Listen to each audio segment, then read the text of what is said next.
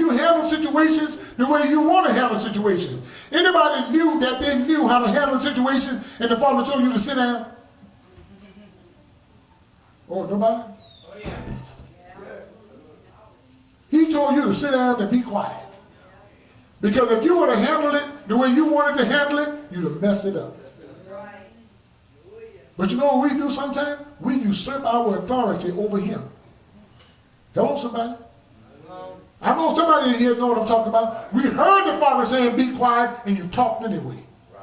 You heard the Father say sit down and be still, but you went anyway. I'm getting out of here. The Father said sit down. Oh no, I got to go. And you leave. So who did you just go against?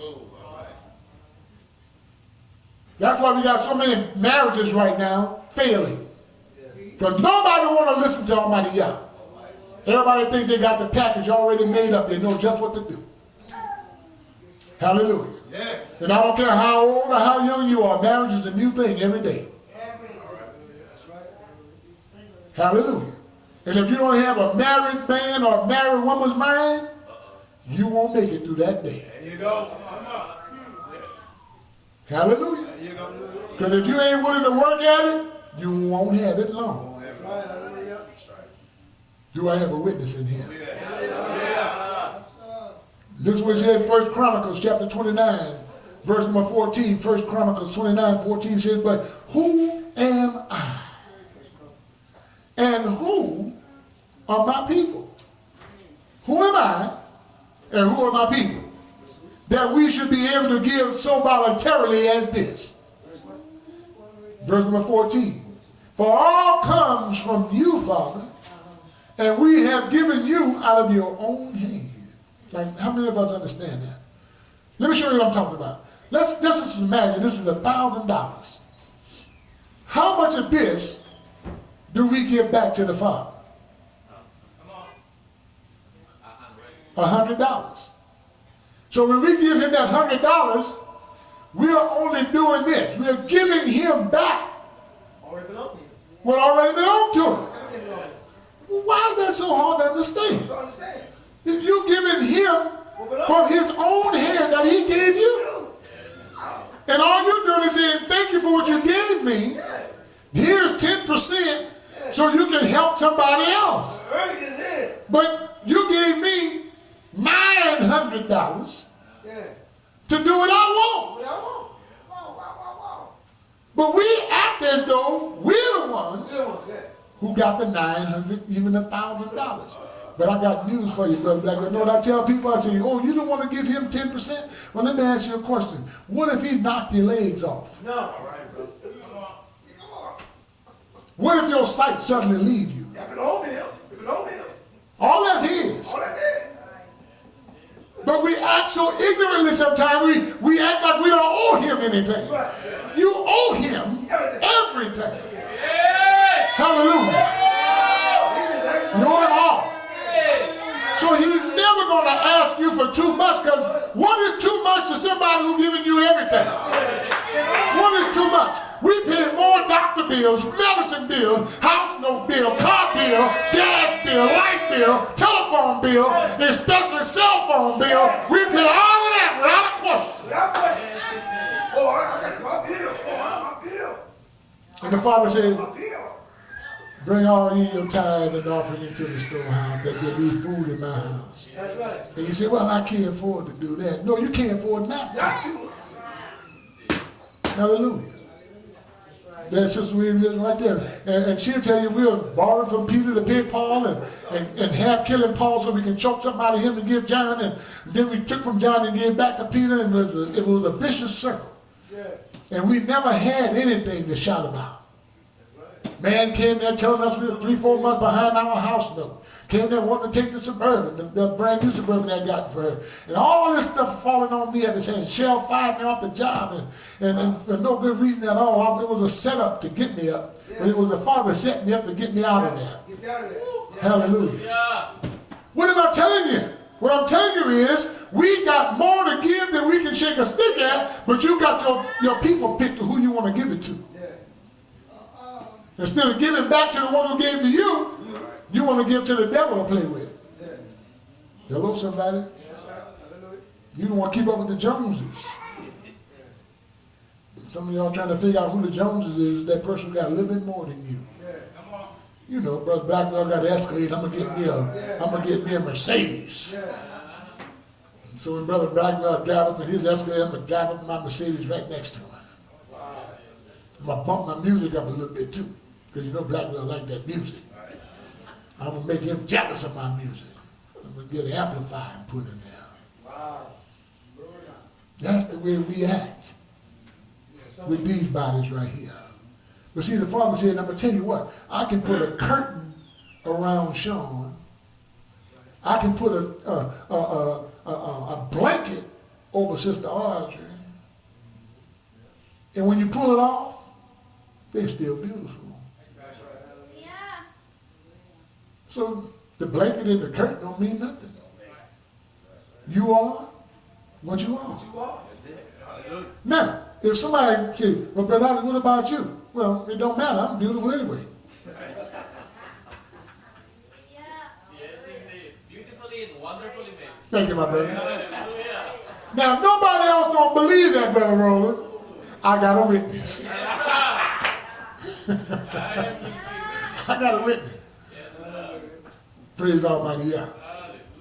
But you know the Father is lenient toward us. He died. He let his son die for everybody.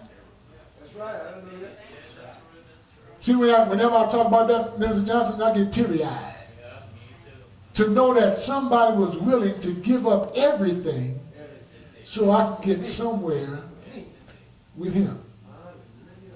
Go to 2 Corinthians chapter 5.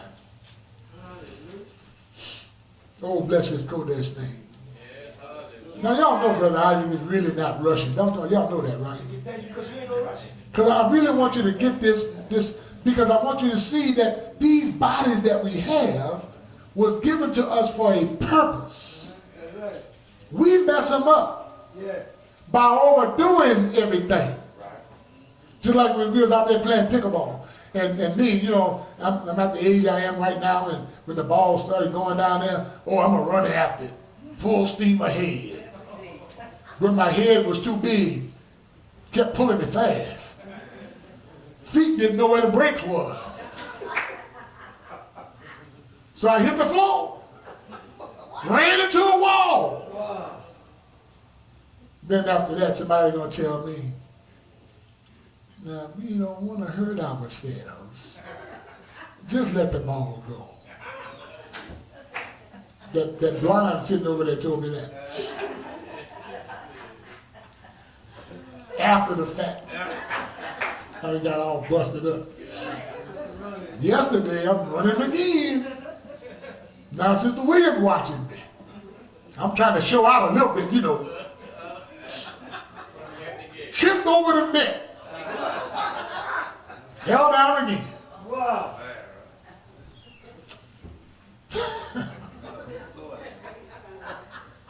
I'm just trying to get this body back in shape a little bit. You know what I'm talking about. I don't want to hurt myself. So now I look at the ball, and the ball rolled back around. I look.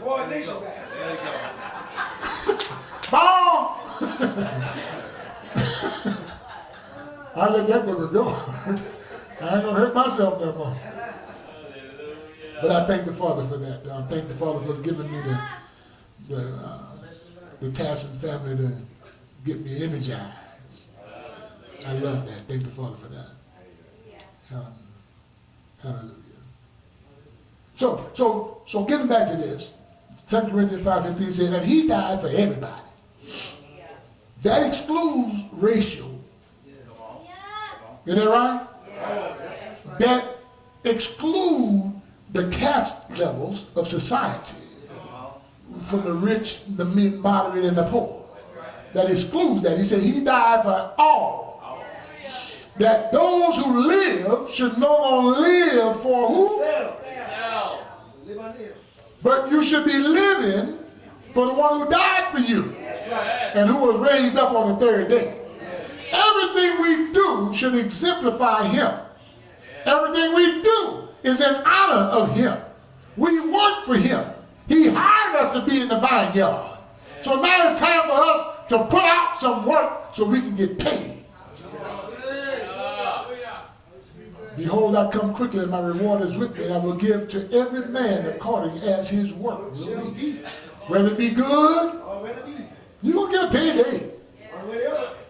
Huh? You're going to get paid. But I want to get paid for doing the right thing and not the wrong thing. Hallelujah. Because I don't want to go to a place where fire is if it ain't his fire. You understand? No, I don't want to see it. I don't want to smell it. I don't even want to think about it. But he died for me so that I can live for him. And so we all should be able to say, as Shaul said, it is not I that live, but it's Mashiach that lives in me. Isn't that right, somebody? See, we need to be energized into that. If we go bowling, we ought to take Yahshua to the bowling alley. So if I hear a strike, I'm going to say, hallelujah. Everybody at the bowling alley going to be saying,